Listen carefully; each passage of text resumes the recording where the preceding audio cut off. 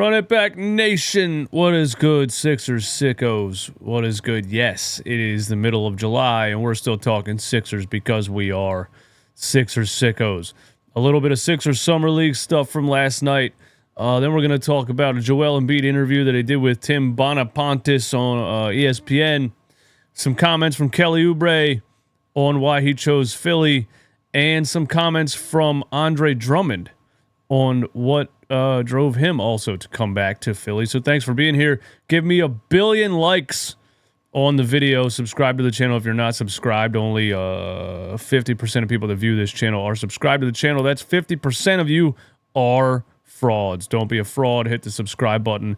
And Run It Back Philly, every single show is brought to you by CLNS Media and Game Time Ticket app. Go to gametime.co or download the Game Time Ticket app and use promo code CLNS for $20 off your first purchase. Thank you, CLNS Media and Game Time Ticket app, for sponsoring the channel and keeping my lights on. Let's get down to business, man. 76ers Summer League team last night lost a game by blowing an 18-point lead, and they actually ended up losing the game on an offensive rebound and a buzzer beater putback. That is just as on brand for Sixers basketball as you could possibly get. Of course, it doesn't matter at all. You're not really taking any of that into consideration. You're just looking at a couple players on this team that could contribute to the Sixers' full roster, and most of the guys on these Summer League teams are not NBA players, so none of it really matters at all. Just a couple takeaways from last night's game. McCain's shot started falling. The first Summer League game, he was 0 for 6 from 3 and still contributed, you know what I mean, in other ways, which was great. In this game, right off the start, his three-point shot was falling. He had back-to-back transition threes right in the beginning of the game.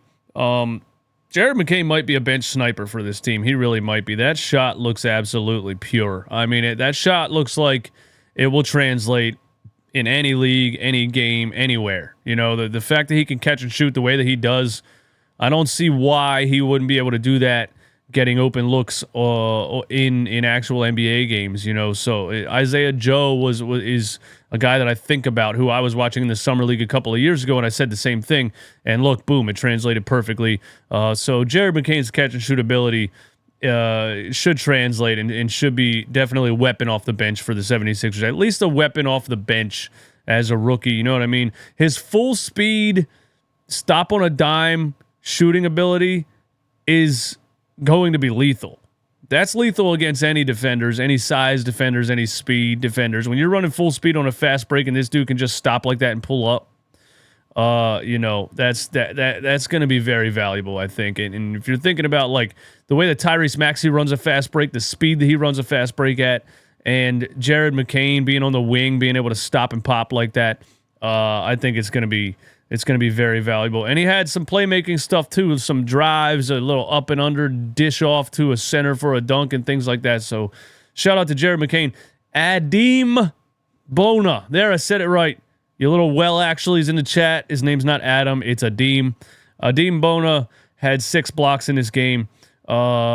Just a monster. And the ball tracking ability is something that you can't teach. You know what I mean? There's guys with size all over the NBA and jumping ability that don't block shots. Ben Simmons, I always, anytime I talk about Ben Simmons, I just brought him up because he's 6'11" and hardly ever blocks a shot. You know, his entire 5 years here in Philly, I always talk about him when I talk about this because it's baffling that somebody that size who can jump out the gym doesn't block shots. And it's because his instinct is not to go after the ball defensively.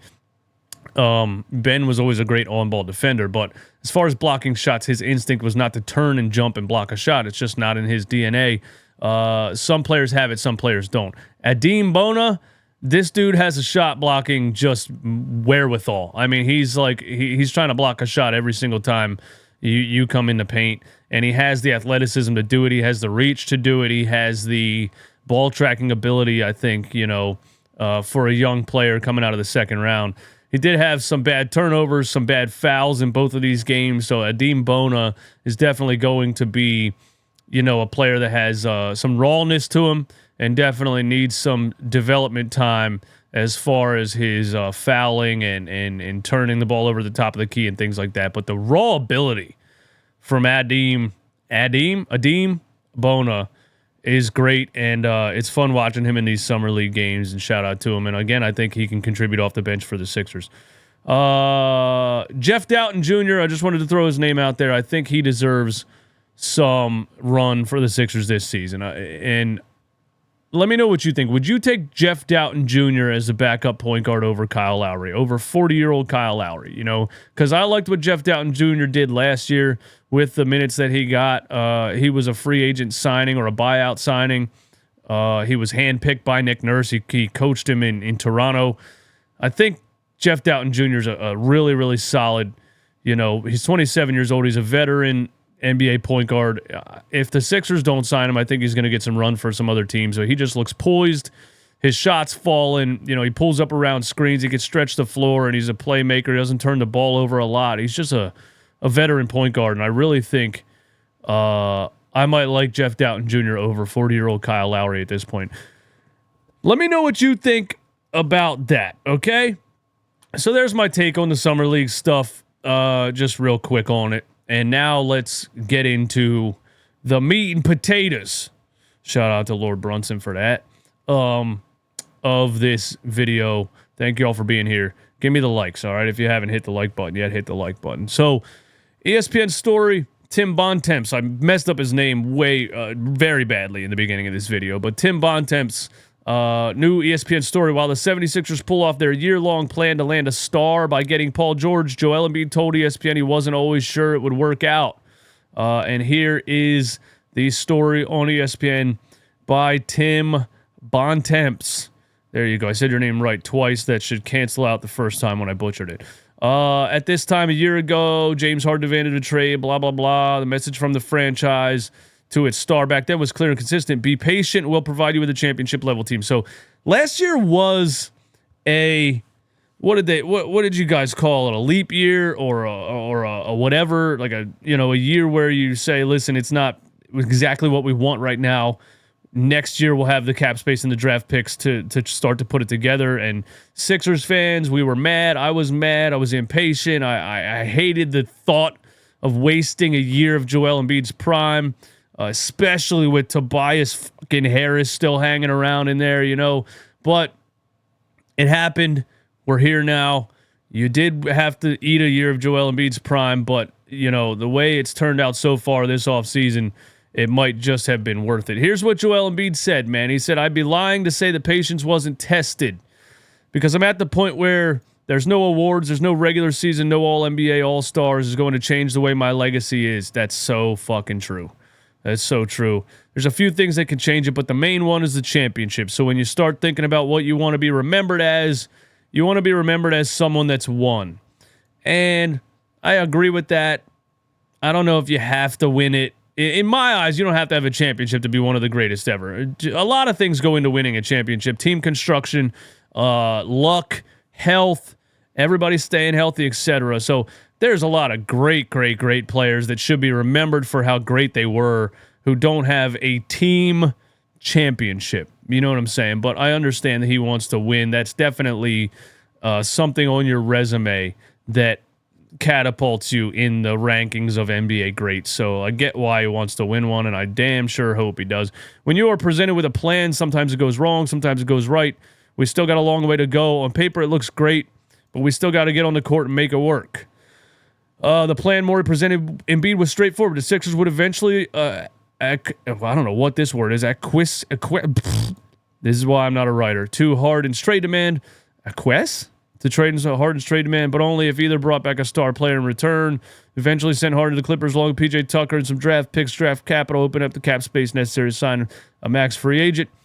While Embiid says he's leaving it up to the media to decide whether he, George, and Maxey All-Stars a year ago had formed the NBA's best big three, he wasn't shy about how he feels the three of them will work together on the court. I think as far as fit, it looks amazing. And this is what I've continued to say. This is what I will continue to say about the Paul George signing. It's an overpay. Of course it is. Paul George is no longer number one option superstar, but the fit just looks so good that you just had to do it. It's great, especially when you got a big. I don't like to call myself a big, but when you got a player that posts up and that ISOs quite a bit, you need to have. I don't like to call myself a big. Joel, we love you. We know you like to play like a guard. You're a fucking big, dude. You're not a guard. Knock it off. You need to have willing shooters and guys that are not afraid to pull the trigger. Woo! Hey! For the first time in his 8-year career, he's not playing with Ben Simmons and Josh Richardson and Al Horford and Tobias Harris and whatever other non-shooter you could put on the floor. Ben Simmons. Did I say Ben Simmons? Great. We got a point guard, great shooter, 40%, 45 catch and shoot. Tyrese, we know, great shooter off the dribble, catch and shoot. He's right. On paper and as far as the fit, it looks fantastic because you got both guys that can play off the ball and they can play on the ball and they're great shooters and they can handle the ball. And then you got me. So, yeah, it looks great, Embiid says. Embiid's coming off a season where he averaged 34.7 points per game in 39 games, missing a large chunk of the season with the knee injury. It was on pace to become the second player along with Wilt Chamberlain to average more points than minutes played over the course of a season. It makes me excited because I think that actually might keep me healthy. I don't have to exert myself and make sure I have to have 30, 40 every single night for us to win, and I can let them do their thing. Wow.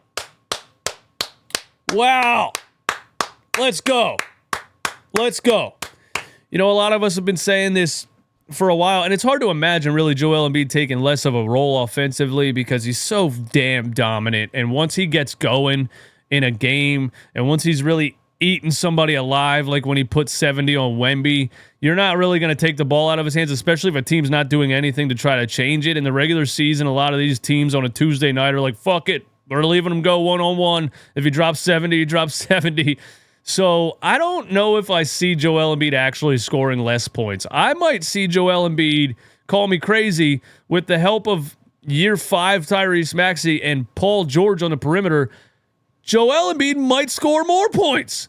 He might actually score even easier than he has been the past couple of years. In the past couple of years with just Tyrese Maxey spreading the floor and some additions like Kyle Lowry who can catch and shoot and other players, he's scored easier than he ever has in his career. The years where he played with James Harden, he scored easier than he ever had in his career. He might score more points.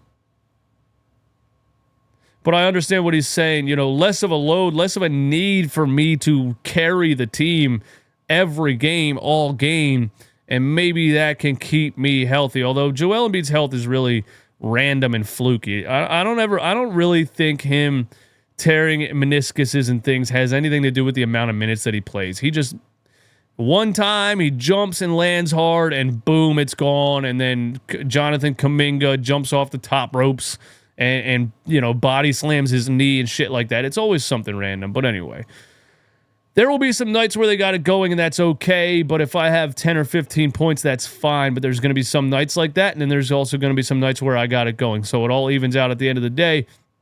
But I think the goal is just to allow those guys to just be themselves so I don't have to. In the playoffs, that's another story. But now we can get going. In the regular season, just allow them to feel good about themselves and just play well. That's right. Let's coast through the regular season. Let's chill. Let's vibe. Let's win 50 games. Let's barely break a sweat. Let's sit Joel Embiid versus the damn everybody good. I don't care. Sit him versus the Celtics the whole season. Sit him versus Jokic the whole season. Sit him versus Giannis the whole season. I don't care. Play him every Monday night Detroit Pistons game. Just give him the easiest ride he could possibly have in the regular season. And let's get to the playoffs 100% healthy and ready to absolutely destroy. You know, he said it feels like you're starting from scratch. I know there's going to be a lot of growing pains, but you got to stick together. The goal is always to win a championship, but it doesn't happen overnight. Hopefully it doesn't take us as much time as it should when you're trying to bring up everybody on the same page and make sure everybody knows their role and what they got to do, make sure that we achieve that goal. But we're going to do the best job possible. I love some of the things Joel Embiid said in that interview, and I am. The Sixers got me. They got me again. They got me again. I am very excited for this upcoming NBA season. And just about 2 months ago, I told you I am not excited, and I don't know how I will ever be excited for this upcoming season. But here we are. They got me back. Josh Harris, congratulations. You son of a bitch. You did it again. You're taking my money again. You did it. You're a great businessman. You did it. You got my money again, bro.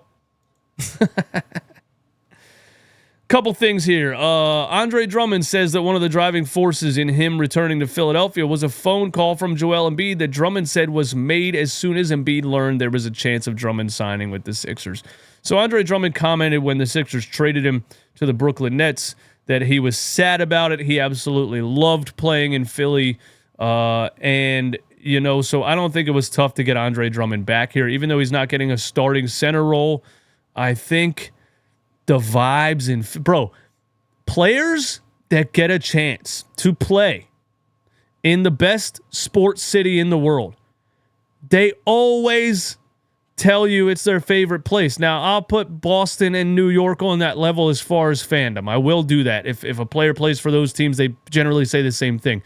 But outside of those three teams, nobody in the NBA, NFL, anywhere is fucking with Philadelphia as far as sports fandom goes. And every player that comes here loves it for a reason if they can handle it. These bum-ass frauds like Ben Simmons and Tobias Harris, they get booed because we see a lack of effort and we say, hey, I paid money to come here and watch. You're playing like a bitch. Fuck you. Boo! And they can't handle it. And they crumble up and crumble cookie up, don't they? And they run and hide.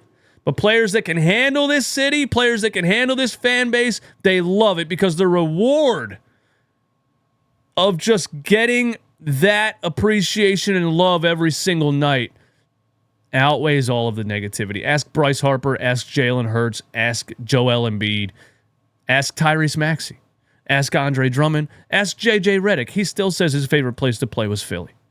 Ask Kelly Oubre. Kelly Oubre said, I fell in love with the game of basketball here, so why would I go anywhere else? You know what I mean? You play in places like Golden State. Nobody gives a fuck, really, you know? You play in places like the Charlotte Hornets. Oh, is it even Charlotte? New Orleans Pelicans, Charlotte Hornets.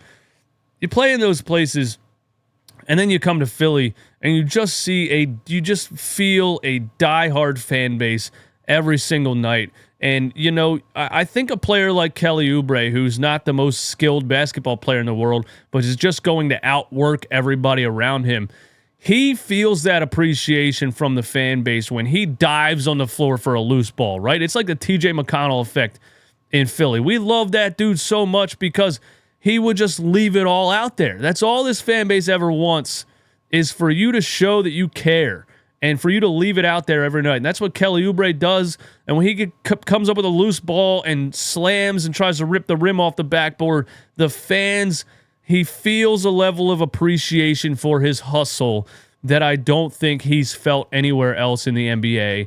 And that resonates with guys like Kelly Oubre, Andre Drummond, those type of guys. And he chose Philly.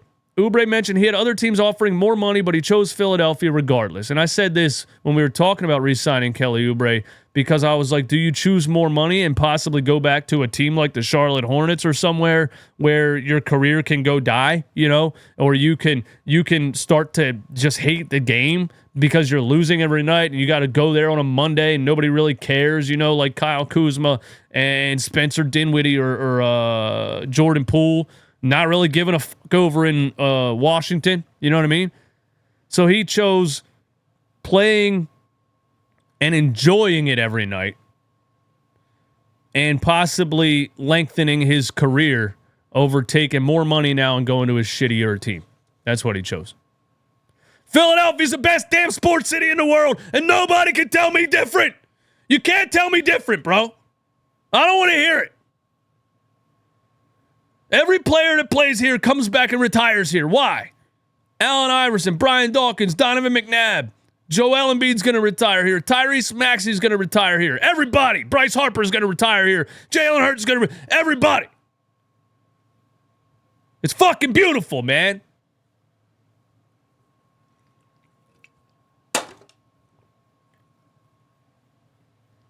Y'all have a great day. I'm out.